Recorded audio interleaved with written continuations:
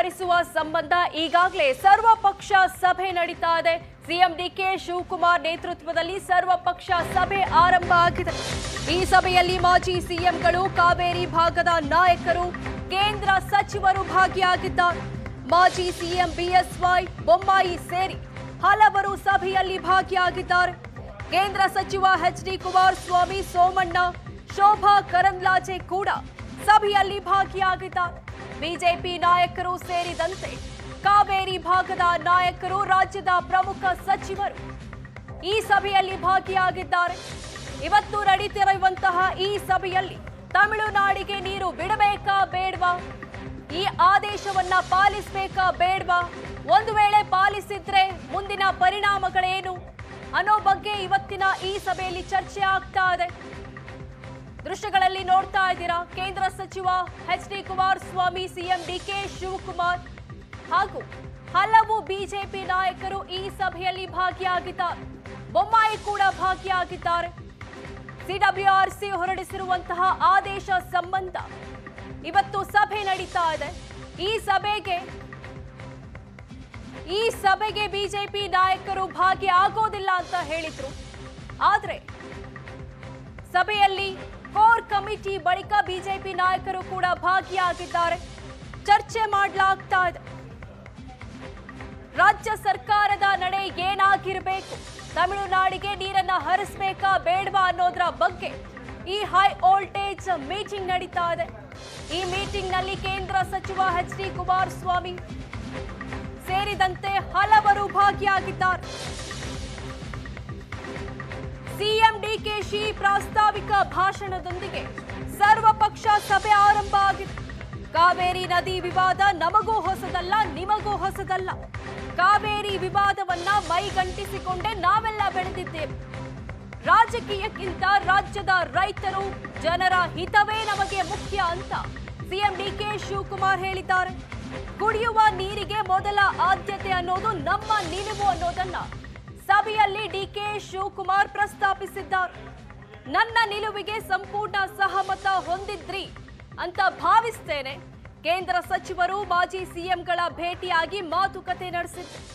ಎಲ್ಲರೂ ರಾಜ್ಯದ ಪರ ನಿಂತಿದ್ದಕ್ಕೆ ಧನ್ಯವಾದ ಅಂತ ಇವತ್ತು ನಡೀತಾ ಇರುವಂತಹ ಸಭೆಯಲ್ಲಿ ಸಿಎಂ ಡಿಕೆ ಶಿವಕುಮಾರ್ ಹೇಳಿದ್ದಾರೆ.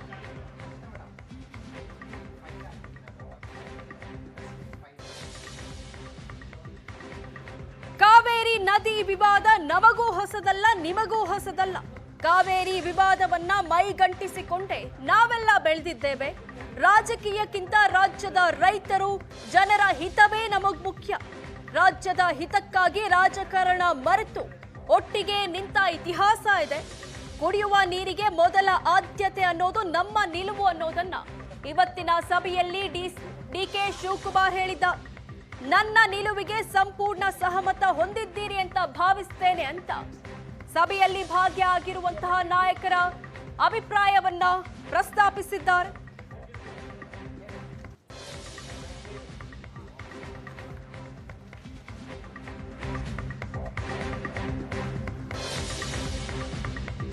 ಕಾವೇರಿಗಾಗಿ ಸರ್ವಪಕ್ಷ ಸಭೆ ಕರೆದಿದ್ದಕ್ಕೆ ದೇವೇಗೌಡರು ಧನ್ಯವಾದ ತಿಳಿಸಿದ್ದಾರೆ.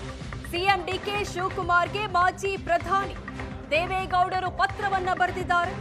ಸರ್ವಪಕ್ಷ ಸಭೆಗೆ ಆಹ್ವಾನಿಸಿದ್ದಕ್ಕೆ ಧನ್ಯವಾದವನ್ನ ದೇವೇಗೌಡರು ತಿಳಿಸಿದ್ದಾರೆ. ರಾಜ್ಯದ ಹಿತ, ರೈತರ ಬದುಕು ರಕ್ಷಿಸುವ ಪ್ರಯತ್ನಗಳಿಗೆ ನನ್ನ ಬೆಂಬಲ ಇದೆ.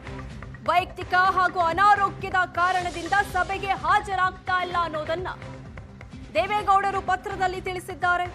ಪಕ್ಷದ ಪರವಾಗಿ ಕುಮಾರಸ್ವಾಮಿ ಭಾಗಿ ಆಗ್ತಾರೆ ಅಂತ ಕೂಡ ಉಲ್ಲೇಖಿಸಿದ್ದಾರೆ. ಸರ್ವಪಕ್ಷ ಸಭೆ, ಕಾವೇರಿ ನೀರಿನ ಸಂಬಂಧ ನಡೀತಾ ಇರುವಂತಹ ಸರ್ವಪಕ್ಷ ಸಭೆಗೆ ಮಾಜಿ ಪ್ರಧಾನಿ ದೇವೇಗೌಡರು ಧನ್ಯವಾದವನ್ನ ತಿಳಿಸಿದ್ದಾರೆ.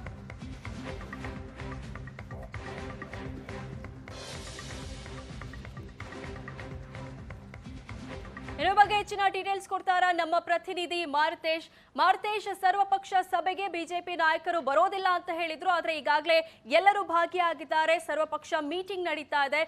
ಈ ಕಡೆ ಎಚ್.ಡಿ. ದೇವೇಗೌಡರು ಕೂಡ ಧನ್ಯವಾದವನ್ನ ತಿಳಿಸಿದ್ದಾರೆ. ಇವತ್ತಿನ ಮೀಟಿಂಗ್ ನಲ್ಲಿ ಏನೆಲ್ಲ ಚರ್ಚೆ ಆಗಿದೆ, ಒಂದು ವೇಳೆ ತಮಿಳುನಾಡಿಗೆ ನೀರು ಬಿಡಬೇಕು ಅಂತ ನಿರ್ಧಾರ ಮಾಡಿದ್ರೆ ಏನ್ ಮಾಡಬಹುದು, ಸುಪ್ರೀಂ ಕೋರ್ಟ್ ಅಲ್ಲಿ ಏನಾದ್ರೂ ನಮ್ಮ ಮನವಿಗೆ ವಿರೋಧ ಬಂದ್ರೆ ಮುಂದಿನ ನಮ್ಮ ನಡೆ ಏನಾಗಿರುತ್ತೆ ಅನ್ನೋದ್ರ ಬಗ್ಗೆ ಚರ್ಚೆ ಆಗದಂತೆ ಕಾಣಿಸ್ತಾ ಇದೆ. ಡೀಟೇಲ್ಸ್ ಕೊಡೋದಾದ್ರೆ ಈಗ ಸಭೆ ಕರೆದಿರುವಂಥದ್ದೇ ಮುಂದಿನ ಕಾನೂನಾತ್ಮಕ ಹೋರಾಟಗಳು ಹೇಗಿರಬೇಕು ಅನ್ನುವಂಥದ್ದು. ಇನ್ನೊಂದು CWRC ಮತ್ತು CWMA ಎರಡೂ ನಿರ್ಣಯಗಳ ವಿರುದ್ಧ ಯಾವ ಕಾನೂನು ಹೋರಾಟಗಳನ್ನು ಮಾಡಬಹುದು ಅನ್ನುವಂಥದ್ದು ಒಂದು. ಇನ್ನೊಂದು ಕಡೆ ಏನೇ ಕಾನೂನು ಹೋರಾಟಗಳನ್ನು ಮಾಡುವಾಗ CWMAಯ ಆದೇಶವನ್ನು ಪಾಲನೆಯಲ್ಲಿ ಇಟ್ಟುಕೊಂಡು ನಂತರ ಕ್ಲೈಮ್ ಮಾಡಬೇಕಾಗುತ್ತೆ. ಯಾಕಂದ್ರೆ ನೀರು ಬಿಡದೆ ನಾವು ಕಾನೂನು ಹೋರಾಟ ಮಾಡ್ತೀವಿ ಅಂದರೆ ಅದು ನಿಶ್ಚಿತವಾಗಿಯೂ ಸರ್ಕಾರಕ್ಕೂ ಕೂಡ ಹಿನ್ನಡೆಯಾಗುತ್ತೆ. ಒಂದು ಸಮಾಧಾನಕರ ವಿಚಾರ ಅಂತ ಹೇಳಿದರೆ, ಕಾವೇರಿ ಜಲಾನಯನ ಪ್ರದೇಶದಲ್ಲಿ ಒಳ್ಳೆ ಮಳೆ ಆಗ್ತಾ ಇದೆ. ಕೇರಳದ ವಯನಾಡ್ನಲ್ಲೂ ಕೂಡ ಒಳ್ಳೆ ಮಳೆ ಆಗ್ತಾ ಇರುವ ಕಾರಣಕ್ಕಾಗಿ 4 ಜಲಾಶಯಗಳಲ್ಲಿ ಒಳಹರಿವಿನ ಪ್ರಮಾಣ ಕೂಡ ಜಾಸ್ತಿ ಆಗ್ತಾ ಇದೆ. ಈ ಹಿನ್ನೆಲೆಯಲ್ಲಿ ರೈತರಿಗೆ ನೀರು ಹರಿಸಿದ್ದಾರೆ. ಅದು ನಿಶ್ಚಿತವಾಗಿಯೂ ತಮಿಳುನಾಡಿಗೆ ಹೋಗುತ್ತೆ. ಅವರು ನಿರೀಕ್ಷೆ ಮಾಡಿದ್ದಕ್ಕಿಂತ ಜಾಸ್ತಿ ನೀರು ಈಗ ಹರಿತಾ ಇದೆ. ಹೀಗಾಗಿ CWMA ಆದೇಶವನ್ನು ಪಾಲನೆ ಮಾಡ್ತಾ ಇದ್ದಾರೆ ಅನ್ನೋದು ಕೂಡ ಅಷ್ಟೇ ಸತ್ಯ. ಹೀಗಾಗಿ ಈ ನಡುವೆ ನಾವು ಮುಂದೆ ಮಳೆ ಆಗುತ್ತೋ ಇಲ್ವೋ ಅನ್ನುವಂಥ ನಿರೀಕ್ಷೆಗಳು ಸ್ಪಷ್ಟವಾಗಿ ಇಲ್ಲ. ಹೀಗಾಗಿ ಮುಂದೆ ಕುಡಿಯುವ ನೀರಿಗೆ ಸಮಸ್ಯೆ ಆಗದ ರೀತಿ ನಮ್ಮ ಜಲಾಶಯಗಳಲ್ಲಿ ನೀರಿನ ಶೇಖರಣೆ ಇರಬೇಕು ಅನ್ನುವ ಕಾರಣಕ್ಕಾಗಿ ಕುಡಿಯುವ ನೀರಿಗೆ ಆದ್ಯತೆಗಳನ್ನು ಇಟ್ಟುಕೊಂಡು ಮುಂದಿನ ಹೋರಾಟವನ್ನು ಮಾಡಲಿಕ್ಕೆ ಸರ್ಕಾರ ಕೂಡ ತೀರ್ಮಾನವನ್ನು ಮಾಡಿದೆ. ಈ ಸರ್ವಪಕ್ಷ ಸಭೆ ಕರೆದಿರೋದರ ಉದ್ದೇಶ ಇಷ್ಟೇ, ಕಾವೇರಿ ವಿಚಾರದಲ್ಲಿ ಯಾವುದೇ ಒಂದು ಏಕಪಕ್ಷೀಯ ನಿರ್ಧಾರ ಆಗಬಾರದು. ಕಾವೇರಿ ವಿಚಾರದಲ್ಲಿ ಯಾವುದೇ ನಿಲುವನ್ನು ತೆಗೆದುಕೊಂಡ್ರೂ ಕೂಡ ಸರ್ವಪಕ್ಷಗಳ ಸಹಮತ ಈ ನಿರ್ಧಾರಕ್ಕೆ ಇದೆ ಅನ್ನುವಂಥ ಒಂದು ಸಂದೇಶವನ್ನು ರವಾನೆ ಮಾಡಬೇಕು. ಇದು ಒಂದು ರೀತಿ ಪೊಲಿಟಿಕಲ್ ಮೂವ್ ಅಂತ ಹೇಳಿದ್ರು ಕೂಡ ತಪ್ಪಾಗ್ಲಿಕ್ಕಿಲ್ಲ. ಈ ಹಿಂದೆ ಯಾವುದೇ ಆದೇಶಗಳನ್ನು ಮಾಡಿದಾಗ ನಾವು ಧಿಕ್ಕರಿಸಿ ಹೋಗ್ಲಿಕ್ಕೆ ಸಾಧ್ಯ ಆಗಿಲ್ಲ. ಈಗ 3,500 ಕ್ಯೂಸೆಕ್ ನೀರು ಬಿಡಿ ಅಂತ ಹೇಳಿದಾಗ ಅದನ್ನು ಪ್ರಶ್ನೆ ಮಾಡಿದಾಗ 1,000 ಕಡಿಮೆ ಮಾಡಿರ್ತಕ್ಕಂಥ ಉದಾಹರಣೆಗಳಿದೆ, ಅಥವಾ ದಿನಗಳು ಕಡಿಮೆ ಮಾಡಿರುವಂಥ ಉದಾಹರಣೆಗಳಿದೆ ವಿನಃ ಸಂಪೂರ್ಣವಾಗಿ ಆದೇಶಗಳನ್ನು ರದ್ದು ಮಾಡಿರ್ತಕ್ಕಂಥ ಉದಾಹರಣೆಗಳಿಲ್ಲ. ಹೀಗಾಗಿ ಈಗ ಮಳೆ ಪ್ರಮಾಣವು ಕೂಡ ಜಾಸ್ತಿ ಆಗಿರೋದ್ರಿಂದ ಮುಂದೆ ನಾವು ಕುಡಿಯುವ ನೀರಿಗೆ ಸಂಗ್ರಹಣೆಯನ್ನು ಇಟ್ಟುಕೊಂಡು ನಂತರದ ಹೋರಾಟವನ್ನು ರೂಪಿಸಬೇಕಾದಂತಹ ಪರಿಸ್ಥಿತಿ ಈಗ ನಿರ್ಮಾಣ ಆಗ್ತಾ ಇದೆ. ಹಾಗಾಗಿ ಸರ್ವಪಕ್ಷ ಸಭೆಯಲ್ಲಿ ಎಲ್ಲ ಪಕ್ಷದ ನಾಯಕರುಗಳು, ಕುಮಾರಸ್ವಾಮಿ ಇದ್ದಾರೆ, ಬೊಮ್ಮಾಯಿ ಇದ್ದಾರೆ, ಆರ್ ಅಶೋಕ್ ಬಂದಿದ್ದಾರೆ, ಮಾಜಿ CMಗಳು ಸುಮಾರು 6 ಜನ ಮಾಜಿ CMಗಳು ಕೂಡ ಈ ಸಭೆಯಲ್ಲಿ ಇದ್ದಾರೆ. ವೀರಪ್ಪ ಮೊಯ್ಲಿ, ಸದಾನಂದ ಗೌಡರು, ಯಡಿಯೂರಪ್ಪ ಎಲ್ಲರೂ ಕೂಡ ಸಭೆಯಲ್ಲಿದ್ದಾರೆ. ಅವರ ಸಂದರ್ಭಗಳಲ್ಲೂ ಕೂಡ ಈ ರೀತಿ ಕಾವೇರಿ ಜಲ ಸಂಕಷ್ಟವನ್ನು ಎದುರಿಸಿರ್ತಕ್ಕಂಥ ಉದಾಹರಣೆಗಳಿದ್ದಾವೆ.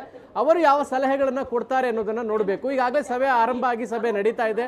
ಪ್ರಾಸ್ತಾವಿಕವಾಗಿ ಮುಖ್ಯಮಂತ್ರಿಗಳು ಮಾತನಾಡಿದ್ರು. ಈ ಕಾವೇರಿ ಸಮಸ್ಯೆಯನ್ನು ನಾವು ಜೊತೆಯಲ್ಲೇ ಇಟ್ಕೊಂಡು ಬೆಳೆದಿದ್ದೇವೆ. ಈ ಕಾವೇರಿ ಸಮಸ್ಯೆ ಅಂತ ಬಂದಾಗ ಇಡೀ ರಾಜ್ಯದ ಎಲ್ಲ ಜನಪ್ರತಿನಿಧಿಗಳು ಒಗ್ಗಟ್ಟಾಗಿ ಇದನ್ನು ಫೇಸ್ ಮಾಡಿರ್ತಕ್ಕಂಥ ಉದಾಹರಣೆಗಳಿದೆ. ಕಾವೇರಿ ಸಮಸ್ಯೆ ಕೂಡ ನಮಗೇನು ಹೊಸದಲ್ಲ ಅನ್ನುವಂಥ ಪ್ರಾಸ್ತಾವಿಕ ಮಾತುಗಳನ್ನು ಆಡಿದ್ದಾರೆ. ಹೀಗಾಗಿ ಕಾನೂನಿನ ತಂಡ ಕೂಡ ಈ ಸಭೆಯಲ್ಲಿ ಇರೋದ್ರಿಂದ ಮುಂದೆ ಕಾನೂನಿನಾತ್ಮಕವಾಗಿ ಯಾವ ಹೋರಾಟಗಳನ್ನು ಮಾಡಬೇಕು, CWMA ಆದೇಶವನ್ನು ಸುಪ್ರೀಂ ಕೋರ್ಟ್ನಲ್ಲಿ ಚಾಲೆಂಜ್ ಮಾಡೋದಕ್ಕೆ ಅವಕಾಶಗಳಿದೆಯಾ, ಚಾಲೆಂಜ್ ಮಾಡೋದೇ ಆದರೆ ಯಾವ ಅಂಶಗಳ ಆಧಾರದ ಮೇಲೆ ಅಥವಾ ಯಾವ ಕ್ಲೈಮ್ಸನ್ನು ಮಾಡಬೇಕಾಗುತ್ತೆ, ನಮ್ಮ ಡ್ಯಾಮ್ಗಳಲ್ಲಿ ಇರ್ತಕ್ಕಂಥ ನೀರಿನ ಸಂಗ್ರಹದ ಪ್ರಮಾಣವನ್ನು ವ್ಯಕ್ತಪಡಿಸೋದ್ರಿಂದ ಜೊತೆಗೆ ನಮಗೆ ಎಷ್ಟು ಕುಡಿಯುವ ನೀರಿನ ಅಗತ್ಯತೆ ಇದೆ, ಎಷ್ಟು TMC ಕುಡಿಯುವ ನೀರಿಗೆ ಬೇಕು, ಈ ವಿವರಗಳನ್ನು ಸುಪ್ರೀಂ ಕೋರ್ಟ್ನಲ್ಲಿ ವ್ಯಕ್ತಪಡಿಸೋದ್ರಿಂದ ಈ ಆದೇಶದ ವಿರುದ್ಧ ನಾವು ಏನಾದರೂ ಮಾಡಲಿಕ್ಕೆ ಸಾಧ್ಯ ಇದೆಯಾ, ಈ ವಿಚಾರಗಳ ಬಗ್ಗೆ ಚರ್ಚೆ ನಡೆಯುತ್ತೆ. ಅಂತಿಮವಾಗಿ ಈಗ ಜಲಾನಯನ ಪ್ರದೇಶಗಳಲ್ಲಿ ಮಳೆ ಆಗ್ತಾ ಇರೋದ್ರಿಂದ ಸದ್ಯದ ಆದೇಶ ಪಾಲನೆ ಮಾಡೋದಕ್ಕೆ ಯಾವುದೇ ತೊಡಕಾಗುವ ರೀತಿ ಕಾಣಿಸ್ತಾ ಇಲ್ಲ. ಈಗಾಗಲೇ ಕಬಿನಿ ಭರ್ತಿಯಾಗಿದೆ. ಈಗಾಗಲೇ ಸಾಕಷ್ಟು ಅಂದರೆ ಸುಮಾರು 12 ಸಾವಿರ ಕ್ಯೂಸೆಕ್ ನೀರು ಹೊರಗಡೆ ಹೋಗ್ತಾ ಇದೆ. ಅವ್ರಿಗೆ 3,500 ಕ್ಯೂಸೆಕ್ ನೀರಿಗಿಂತ ಹೆಚ್ಚು ಪ್ರಮಾಣದ ನೀರು ಹರಿತಾ ಇದೆ ಅನ್ನೋದು ಕೂಡ ಅಷ್ಟೇ ಸತ್ಯ. ಹೀಗಾಗಿ ಮಳೆ ಇದು ಇದೇ ರೀತಿ ಕಂಟಿನ್ಯೂ ಆಗಿ ಇರುತ್ತೆ ಅಂತ ಹೇಳಲಿಕ್ಕೆ ಸಾಧ್ಯ ಇಲ್ಲ ವಿನುತಾ. ಹಾಗಾಗಿ ನಾವು ಮುಂದಿನ ದಿನಗಳನ್ನು ಕೂಡ ಗಮನದಲ್ಲಿ ಇಟ್ಟುಕೊಂಡು ತೀರ್ಮಾನಗಳನ್ನು ತೆಗೆದುಕೊಳ್ಬೇಕಾಗುತ್ತೆ. ಆ ನಿಟ್ಟಿನಲ್ಲಿ ಸರ್ವಪಕ್ಷದ ನಾಯಕರ ಜೊತೆಗೆ ಚರ್ಚೆ ನಡೆಸಿ ಅವರ ಸಲಹೆ ಸೂಚನೆಗಳನ್ನು ಕೂಡ ಮುಖ್ಯಮಂತ್ರಿಗಳು ಪಡಿತಾ ಇದ್ದಾರೆ ವಿನುತಾ. ಥ್ಯಾಂಕ್ ಯು ಮಾರುತೇಶ್ ನಿಮ್ಮೆಲ್ಲ ಡೀಟೇಲ್ಸ್ಗೆ.